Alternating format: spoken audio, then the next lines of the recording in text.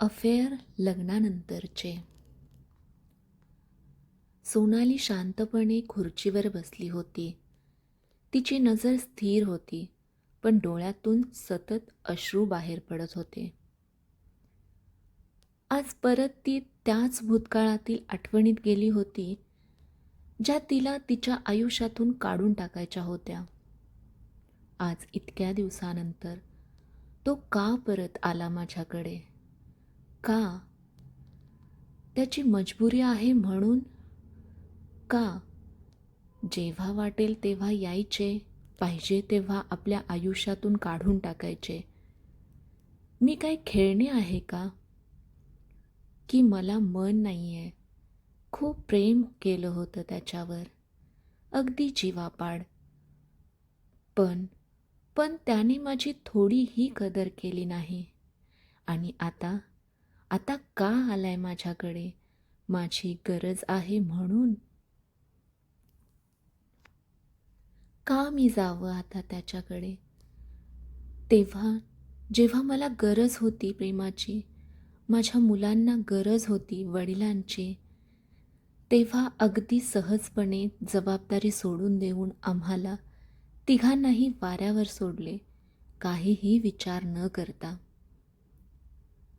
का तर फक्त एका मुलीसाठी? सर्वस्व दिले होते मी माझ्या संसारात, आणि बदल्यात मला काय मिळाले?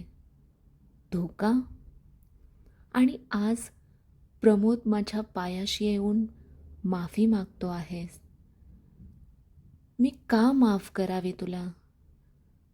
तुझ्या माफी मागण्याने ते कठीण दिवस जे मला आणि मुलांना भोगायला लागले आहेत, ते परत येणार आहेत का? त्या मुलांच्या स्कूलमधील मीटिंग्ज ज्या दोन्ही पालकांनी अटेंड करायच्या असतात, तिथे मी एकटी जात होते. इतर मुलांचे आई वडील एकत्र बघून आपल्या मुलांच्या मनातील भावना, त्यांच्या मनात निर्माण होणारी घालमेल ही शब्दात मांडणं म्हणजे कठीणच. मुलांचे आजारपण, आर्थिक बाजू, अशा एक ना अनेक गोष्टी आहेत. त्याची भरपाई कधीच होऊ शकणार नाही, कधीही नाही.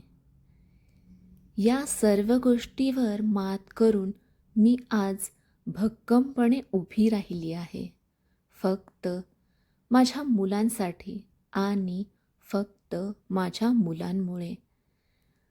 आणि आता मला प्रमोदला माझ्या आयुष्यात कोणतंही स्थान द्यायचं नाही आहे, कधीही नाही. जुन्या आठवणी खूप कडू आहेत, त्या नको आहेत मला आता. परत का आल्या आहेत माझ्यासमोर? सोनाली आपले डोळे घट्ट बंद करते आणि मागे टेकून जुन्या आठवणीत जाते. सोनाली जेव्हा लग्न करून प्रमोदच्या घरी आली होती, तेव्हा किती स्वप्न बरोबर घेऊन आली होती. मुंबईत राहणारा मुलगा, त्याच्यासोबत संसार करायचा, वगैरे वगैरे. खूप खूप खुश होती ती. खूप साधी, सरळ, कष्टाळू मुलगी. प्रमोद लातूरमधील छोट्या शहरात शिकून मोठा झाला. शिक्षण पूर्ण करून तो नोकरीनिमित्ताने हैदराबाद येथील एका कंपनीत काम करू लागला. तिथेच त्याची ओळख शीतल आणि नितीन या दोघांशी झाली. त्या तिघांचीही खूप घट्ट मैत्री जमली होती. तिघेही खूप हुशार. आपल्या मेहनतीच्या जोरावर ते इथपर्यंत पोहोचले होते. शीतल दिसायला अत्यंत सुंदर आणि करिअर ओरिएंटेड. तिचा ड्रेसिंग सेन्स जबरदस्त होता. स्वतःला अगदी स्मार्टली कॅरी करायचे आणि सर्वात उठून दिसायचे. प्रमोद हळूहळू शीतलकडे अट्रॅक्ट होत होता. त्याला ती आवडू लागली होती. आता जेव्हा ते तिघे सोबत लंचसाठी एकत्र यायचे तेव्हा प्रमोद हरवल्यासारखा वागायचा. शीतल समोर अवघडल्यासारखा, लाजल्यासारखा वाटायचा. नितीनच्या ही गोष्ट लक्षात आली. तर रूमवर गेल्यावर नितीन सारखा प्रमोदला शीतलच्या नावाने चिडवू लागला. प्रमोदने ही गोष्ट नितीनला सांगितली. आपल्या शीतलबद्दलच्या फिलिंग्स नितीनशी शेअर केल्या. तेव्हा नितीनने या गोष्टीबद्दल शीतलशी बोलण्याचा सल्ला दिला. प्रमोद आणि नितीनने ठरवले की या व्हॅलेंटाईन डे दिवशी शीतलला डिनरसाठी इन्व्हाइट करू. पहिल्यांदा शांतपणे बोलू याबद्दल आणि मग बघू काय करायचे ते. ठरल्याप्रमाणे व्हॅलेंटाईन डे दिवशी ते तिघेही एका 5 स्टार हॉटेलमध्ये आले. प्रमोद टेन्शनमध्ये होता, कारण तो खरंच खूप प्रेम करायला लागला होता शीतलवर. डिनर वगैरे सर्व आटोपून ते सर्व बाहेर मोकळ्या लॉनवरती शतपावली करण्यासाठी आले. थोडे चालून झाल्यावर ते तिथल्याच 2 बाकावरती बसले. थोडी शांतता पसरली. आतापर्यंत फक्त नितीन आणि शीतल दोघेच बोलत होते. शीतलला या सर्वाची कल्पना नव्हती. शीतल म्हणाली, "अरे प्रमोद, तू आज इतका शांत शांत का आहेस?" तेव्हा प्रमोद पुढे झुकला आणि म्हणाला, "शीतल, मला तुला काहीतरी सांगायचं आहे.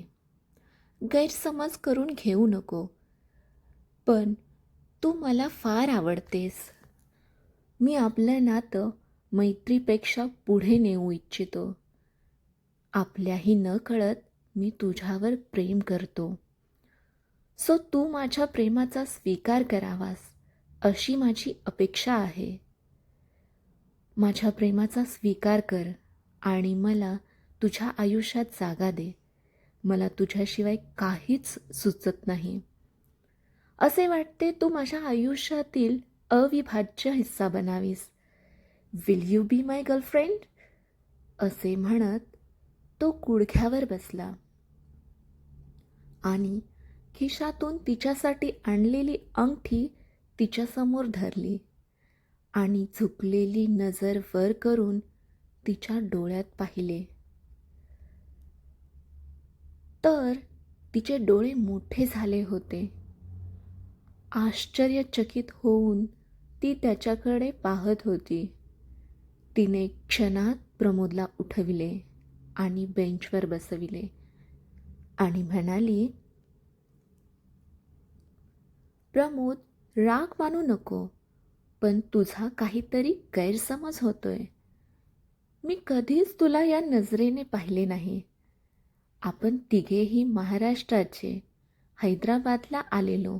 शिवाय आपले विचार मॅच होतात, त्यामुळे आपली चांगली फ्रेंडशिप झाली.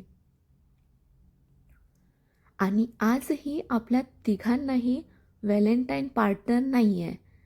त्यामुळे आपण तिघे चांगले फ्रेंड म्हणून एन्जॉय करू असा विचार करून मी डिनरसाठी आलेले. आणि राहिला विचार रिलेशनशिपचा, तर सध्या तरी मला माझ्या करिअरवर कॉन्सन्ट्रेट करायचे आहे. या सर्व भानगडीत पडायचे नाही. आपण यापुढेही चांगले मित्र म्हणून सोबत राहू." हे ऐकून प्रमोद म्हणाला, "मी वाट बघायला तयार आहे." तर यावर शीतल म्हणाली, "प्लीज प्रमोद, मी तुला कोणत्या शब्दात सांगू मला कळत नाहीये. Actually you are not my type. तू माझ्या टाईपचा नाही आहेस. तू वाईट वाटून नको घेऊ. आपण चांगले मित्र आहोत आणि यापुढेही राहू." हे ऐकून प्रमोद ओके म्हणाला आणि तिथून निघून गेला.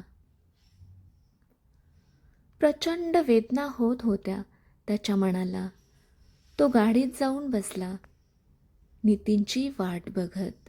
नितीन शीतलला म्हणाला, तू असे का बोलली प्रमोदला? तो एक खूप चांगला मुलगा आहे, जो तुला आयुष्यभर साथ देईल, आनंदी ठेवेल. आजच्या जनरेशनमध्ये असा मुलगा भेटणे कठीण आहे. यावर शीतल म्हणाली, मान्य आहे सर्व, पण मला नाही वाटत की आता ही योग्य वेळ आहे यासाठी. मला माझे करिअर फार महत्त्वपूर्ण आहे, निदान या क्षणी तरी. ठीक आहे, जशी तुझी इच्छा, असे म्हणून नितीन निघून आला. मागून शीतल आली. कारमध्ये पूर्ण शांतता होती. कुणी काही बोलत नव्हते. शीतलचा फ्लॅट आल्यावर तिला तिच्या फ्लॅटवर सोडून प्रमोद आणि नितीन आपल्या रूमवर आले. प्रमोद खूप डिस्टर्ब होता. हा नकार पचवणं त्याच्यासाठी खूप कठीण होते. तो नितीनला म्हणाला, पहिल्यांदा प्रेम केलं होतं रे, पहिल्यांदा कुणीतरी आवडलं होतं. पण ठीक आहे, ज्याचं त्याचं नशीब. माझ्या नशिबात नाही आहे, काय करू शकतो? नितीनने त्याला समजावून सांगितले. तो शांत झाला. दुसऱ्या दिवशीपासून तेच रुटीन सुरू झाले. पण प्रमोदचे मन ऑफिसमध्ये रमेना. शीतल तिथेच असल्याने एक अवघडले पण जाणवत होते नेहमी. आता त्या तिघांना एकत्र बसल्यावर तो पहिल्यासारखा बोलण्यातला सहजपणा हरवला होता. लवकरच प्रमोदने मुंबईला ट्रान्स्फर करून घेतली. आता प्रमोद मुंबईमध्ये थोडा रुळला होता. त्याचे लग्न सोनालीसोबत होऊन 10 वर्षाचा काळ लोटून गेला होता. प्रमोद आणि सोनालीच्या सुखी संसारात 2 मुलांचे आगमनही झाले होते. मोठा 8 वर्षाचा, तर छोटा मुलगा 5 वर्षाचा. पण अचानक त्यांच्या आयुष्यात शीतल नावाचं वादळ येईल आणि दोघांचा राजा-राणीचा सुखी सोन्याचा संसार उद्ध्वस्त करून टाकेल, याची दोघांनाही कल्पना नव्हती. एके दिवशी ऑफिसची मीटिंग होती, म्हणून प्रमोद सकाळी लवकरच बाहेर पडला. मीटिंग वगैरे व्यवस्थित पार पाडून तिथून तो बिल्डिंगमधून खाली आला आणि तिथल्याच रेस्टॉरंटमध्ये काहीतरी खायचे म्हणून गेला. अचानक त्याची नजर एका व्यक्तीवर पडली. ती व्यक्ती म्हणजे दुसरी तिसरी कुणीही नसून शीतलच आहे, हे लक्षात यायला त्याला फार वेळ लागला नाही. त्याने तिला पटकन ओळखले. आजही 12 वर्षानंतर त्याला ती अगदी तशीच भासत होती, जशी हैदराबादमध्ये स्वतःला कॅरी करायची. तोच रुबाब, तीच पर्सनॅलिटी. तिने स्वतःला अगदी व्यवस्थित मेंटेन केले होते. तिला बघता क्षणी प्रमोदला जुने हैदराबादचे दिवस आठवले. तो विचारात हरवला असतानाच एकटक तिच्याकडे पाहत होता. त्याच्यासमोर तिने येऊन चुटकी वाजवली. तेव्हा तो भानावर आला. शीतल पटकन म्हणाली, अरे, तू इथे काय करतोयस आणि किती बदललाय तू? तरीही मी तुला ओळखले बघ. आणि हैदराबादवरून न सांगताच इकडे शिफ्ट झालास. कुठे असतोस आता? पूर्ण कॉन्टॅक्टमधून गायब झालास. न थांबता शीतल बोलतच होती. तेव्हा तिला थांबवत तो म्हणाला, हो, मी इकडेच मुंबईत राहतो. तू इकडे? तेव्हा शीतल म्हणाली, हो, मीही मुंबईत आले लग्नानंतर. हे ऐकून प्रमोद म्हणाला, तू लग्न कधी केलेस? यावर शीतल मोठा उसासा टाकत म्हणाली, हो, लग्न केले आणि ते मोडलेही. 5 वर्षापूर्वी लग्न केले. माझा नवरा बिझनेसमन होता. सतत कामात व्यस्त असायचा. मला द्यायला वेळ नव्हता त्याच्याकडे. शिवाय मलाच म्हणायचा, तुला व्यवस्थित घर सांभाळणं जमत नाही, तुझे बाहेर अफेअर आहे, वगैरे वगैरे. खूप मानसिक त्रास द्यायचा. तुझा जॉब सोडून दे म्हणायचा आणि घरीच थांब. काही गरज नाही आहे बाहेर जायची. मी भरपूर कमावतो, त्यामुळे तुला जॉब करायची गरज नाही. तुझ्या मित्रांना भेटायला जायचे असते म्हणून तुला बाहेर जायचं असतं. प्रचंड संशयी माणूस. एकदा तरी हात उचलला माझ्यावर रागाने, म्हणून सोडून दिले मी त्याला. नाही राहायचे अशा माणसासोबत. त्याच्यापेक्षा मी इंडिपेंडंट आहे. स्वतः एकटी मॅनेज करू शकते. गरज नाही मला कुणाच्या खांद्याची किंवा आधाराची. माझं सोडून दे रे. तू सांग, तुझं काय चाललंय? लग्न केलेस की नाही? हो, केले ना. 2 मुले आहेत. एक 2nd स्टँडर्डमध्ये आहे, दुसरा छोटा आहे, 5 वर्षाचा. सिनियर KGमध्ये जातो. वाईफ घरीच असते, प्रमोद सांगत होता. यावर शीतल म्हणाली, ओके प्रमोद, माझा लंच टाईम संपलाय, मला जावं लागेल. आणि नंबर एक्सचेंज करून नेक्स्ट वीकेंडला भेटण्याचे पक्के करून शीतल निघून गेली. शीतलच्या पाठमोऱ्या आकृतीकडे प्रमोद ती नजरेआड होईपर्यंत बघत होता. आजही ती तशीच होती जशी हैदराबादमध्ये होती. का माहीत नाही, पण तिचा डिवोर्स झालाय हे ऐकून प्रमोदला आनंद झाला होता. आजही मनाच्या एका कोपऱ्यात असलेली शीतलची जागा उसळून बाहेर येत होती. मन तिच्याकडे धावत होते. हे चुकीचे आहे हे सारं समजत होते, पण मन मानायला तयारच नव्हते. प्रमोद घरी आला. त्याचे आज कशातच लक्ष लागत नव्हते. सोनालीने विचारले, तब्येत बरी नाही आहे का? तर तिला काही नाही वर्कलोडचं कारण देऊन झोपायला गेला. झोप येतच नव्हती. सतत शीतलची छबी डोळ्यासमोर येत होती. त्याने व्हॉट्सअप ओपन करून तिचा नंबर सर्च केला, तर तिचा सुंदर, डॅशिंग, कॉन्फिडंट असणारा फोटो होता. त्याने हाय प्रमोद धिस साईड असा मेसेज टाकला. त्यावर लगेच तिचा मेसेज आला, हो, सेव्ह केलाय नंबर. मग विकेंडचा प्लॅन ठरवून बाय करून दोघांनी फोन बंद केला. शनिवारी ठरलेल्या ठिकाणी दोघे भेटले. अशा भेटीगाठी आता सर्रास होऊ लागल्या. सुट्ट्यांच्या दिवशी पूर्ण वेळ फॅमिलीसोबत न घालवता तो शीतलसोबत घालवू लागला. हे नातं आता खूप पुढे गेलं होतं. शेजाऱ्यांना तो बऱ्याच वेळा शीतलसोबत दिसायचा. त्यांनी सोनालीला या गोष्टीची कल्पना दिली.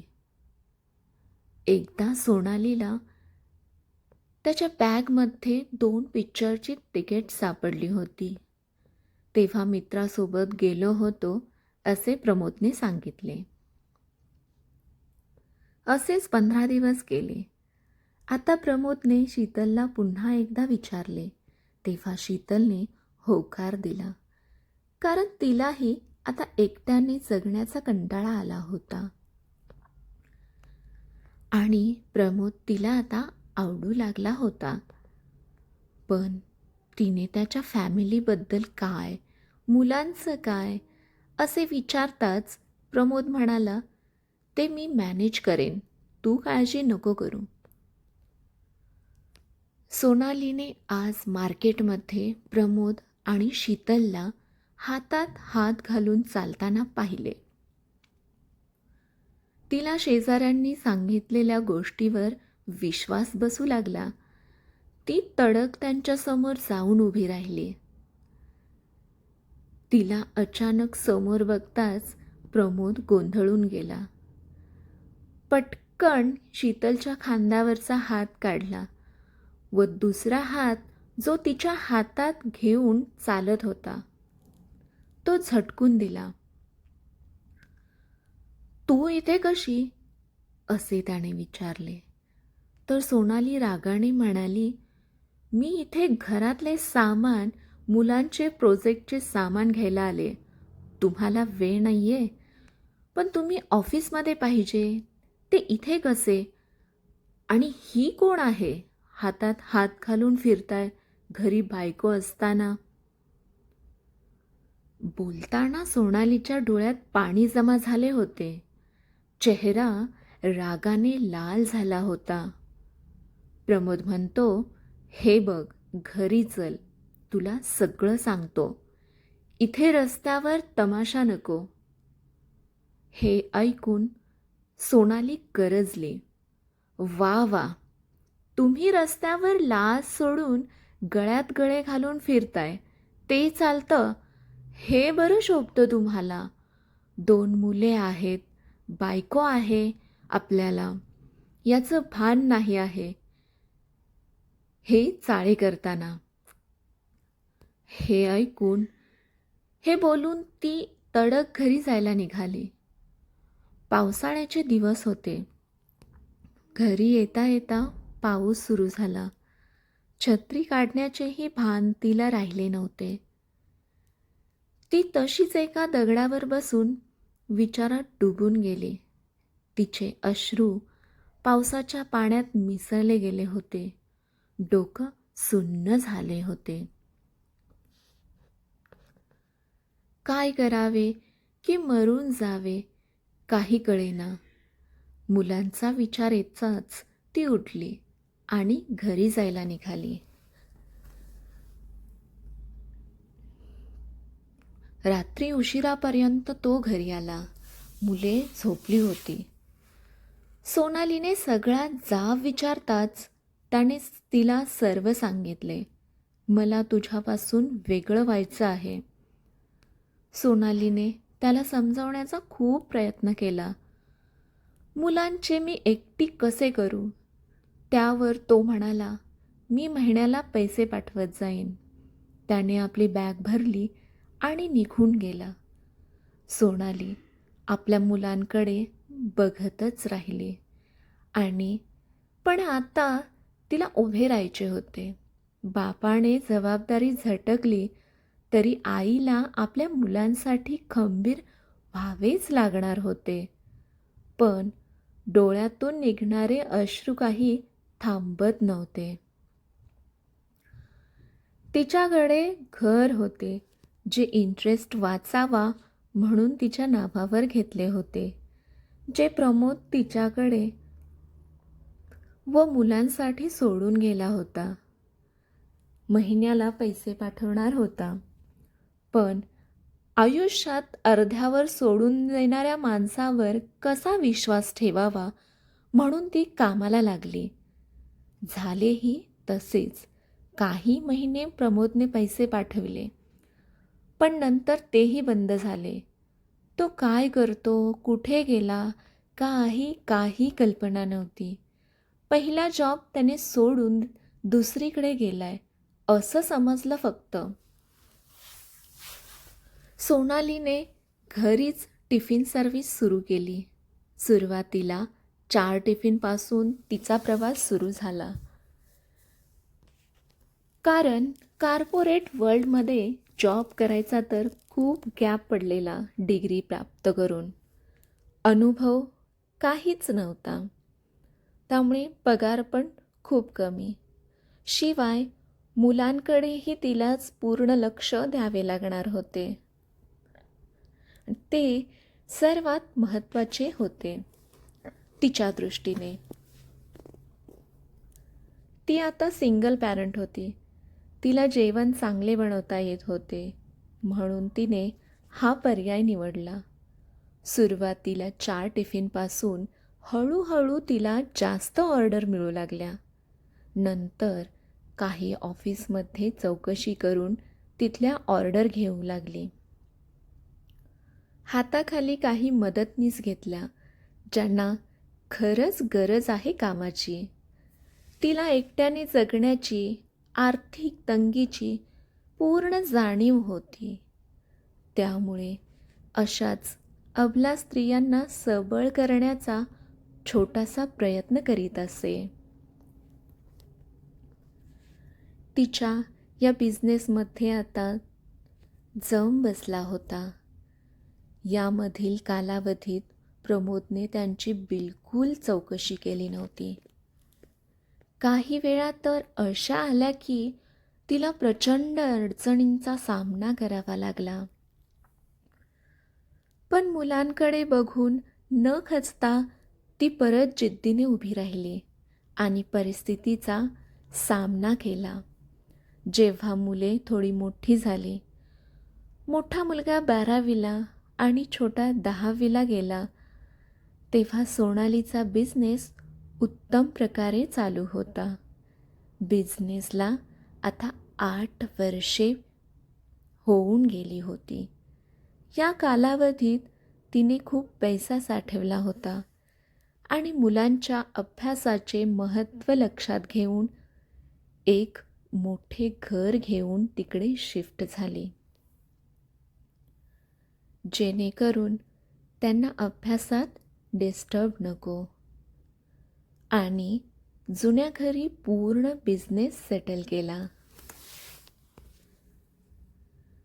काम करत करत तिचे मुलांकडे चांगले लक्ष होते. मुलेही हुशार होती. मोठी होतील तसे त्यांना परिस्थितीची जाणीव होऊ लागली. आईची ओढाताण दिसत होती. दोघेही चांगल्या मार्कांनी पास झाले. यथावकाश मोठा मुलगा उच्च शिक्षण घेऊन आईला बिझनेसमध्ये मदत करू लागला. आपल्या कल्पकतेने त्याने घरगुती बिझनेसला वाढवून त्यांची घरगुती प्रोडक्ट तयार करून ते प्रोडक्ट तो ग्लोबल मार्केटमध्ये घेऊन गेला. छोटा मुलगा ग्रॅज्युएट होऊन उच्च शिक्षण घेण्यासाठी UKला गेला. उच्च शिक्षण घेऊन तिकडेच त्याने दुसरा बिझनेस सुरू केला. दोन्हीही मुले आपल्या आईला फार जपत असत. सोनाली आता मुलांवर सर्व सोपवून कधी भारतात, कधी UK, कधी देवदर्शन, तर कधी विविध फॉरेन ट्रिप करत असत. सुखी समाधानी जीवन जगत होत्या. आपल्या कष्टाचे चीज झाले असे मुलांकडे पाहून त्यांना समाधान मिळत असे. अशातच त्या दिवशी प्रमोद तिच्याकडे आला होता. दाढी वाढलेली, केस अस्ताव्यस्त, वय वाढलेले आणि आजारी असल्याचे पश्चातापाची भावना असलेला चेहरा हे लगेच जाणवत होते. तो सांगत होता, जेव्हा आम्ही म्हणजे शीतल आणि मी एकत्र राहायला लागलो तेव्हा 1 वर्षभर चांगले चालू होते. पण हळूहळू माझ्या लक्षात आले तिला माझ्यापेक्षा जास्त मित्र आहेत. बाहेर ती त्यांच्यासोबत असायची. लेट नाईट पार्टी वगैरे हे नेहमीचे झालेले. तिला घरी काम करायला आवडायचे नाही. त्यामुळे नोकर होते करायला. पण नोकर जेवढ्याच तेवढे करून जायचे. तू जसं घर आवरायचीस, सावरायचीस तसे काहीच नव्हते किंवा घराला घरपण हे नव्हतंच. याची जाणीव मला तुझ्यापासून लांब झाल्यावर झाली. तुझी किंमत मला तेव्हा कळली. तुम्हाला जेव्हा महिन्याला पैसे द्यायचो तेही तिला आवडत नव्हते. तेही बंद करायला लावले. हळूहळू मित्रांना, मैत्रिणींना घरी बोलावून पार्टी करू लागली. बाहेरचे जेवण करून पोट खराब होऊ लागले. डिप्रेशन येऊ लागले. कामाकडे लक्ष लागत नव्हते. कामात चुका होऊ लागल्या. अशातच माझी नोकरी गेली. अशातच एक दिवस तिला परदेशी नोकरीची ऑफर मिळाली. तिने मलाही फोर्स करून तिकडे घेऊन गेली. मी तिच्यावर डिपेंडंट विसावर होतो. तिकडे नोकर सहजपणे मिळत नाहीत. तिला घरची कामे करायला आवडत नाहीत. त्यामुळे आणि मला काहीच काम नसल्याने मला ती सर्व घरातील कामे करावी लागत. इकडेही तिचे बाहेर ऑफिस कॉलिगसोबत अफेअर असल्याची मला माहिती मिळाली. आमच्यात खूप भांडणे व्हायचे. मी काहीच करू शकत नव्हतो. तिने माझा पासपोर्ट लपवून ठेवला होता. पण जेव्हा पासपोर्ट व्हिसा वगैरे या गोष्टी रिन्युअल करायची वेळ यायची तेव्हा माझ्याशी गोड बोलून ती ते करवून घ्यायची. मला काही काळाने या सर्व गोष्टींचा कंटाळा आला होता. अशातच एक दिवस मला माझ्या डॉक्युमेंट आणि पासपोर्टची बॅग सापडली. जर पासपोर्ट मिळाला तर तिकीट काढून भारतात परत यायचे हा विचार करून मी काही पैसे जमवले होते. काही शीतलच्या पर्समधून घेतले होते. मग पासपोर्ट मिळताच त्याच दिवशीचं तिकीट काढून मी डायरेक्ट इकडे आलो आहे. आपल्या जुन्या घरी चौकशी केली तर तुम्ही इकडे आहे हे समजले. सोनाली, मला माफ कर. मी खूप मोठी चूक केली आहे. मान्य आहे या चुकीसाठी माफी मिळू शकत नाही. पण तरीही मी चुकलो. माफ कर. मी गुन्हेगार आहे तुझा, मुलांचा. तुम्हाला गरज होती माझी तेव्हा तुम्हाला वाऱ्यावर सोडून दिले होते. मी प्रेमात पूर्ण आंधळा झालो होतो. सोनाली काहीच बोलू शकली नाही. खरं तर तिला प्रचंड राग येत होता. पण प्रमोदची सध्याची परिस्थिती पाहता रागराग करूनही काही फायदा नव्हता. ती स्तब्ध होती. शेवटी तिने त्याला घरात घेतले. मुलांना समजावून सांगितले. मुले अजिबात तयार नव्हती प्रमोदला आता वडील म्हणून स्वीकारायला. पण आईपुढे काही बोलली नाहीत. प्रमोदला मानसोपचार तज्ज्ञाची गरज होती. चांगल्या आहाराची गरज होती. त्याला ती मिळाली. काही दिवसांनी प्रमोद ठीक झाला. पण प्रमोदचे उरलेले सर्व आयुष्य हे गिल्टमध्येच गेले. आजही अनेक लोक अशी आहेत जी क्षणिक सुखासाठी, कृत्रिम दिखाव्यासाठी आपल्या सोन्यासारख्या संसाराची राखरांगोळी करतात. स्वतःसहित आपल्या साऱ्या कुटुंबाची विल्हेवाट लावतात. जेव्हा त्यांना आपली चूक समजते तेव्हा फार उशीर झालेला असतो. म्हणूनच खोट्या दिखाव्यामागे न धावता आपली जी काही कुटुंबाप्रती जबाबदारी आहे ती पार पाडावी, यातच खरा शहाणपणा आहे. आपण ही कथा वाचल्याबद्दल, ऐकल्याबद्दल आपले खूप खूप आभार. ही कथा जर आपल्याला आवडली असेल तर कथेला लाईक करा, कमेंट करा, शेअर करा आणि सबस्क्राईब करा. धन्यवाद.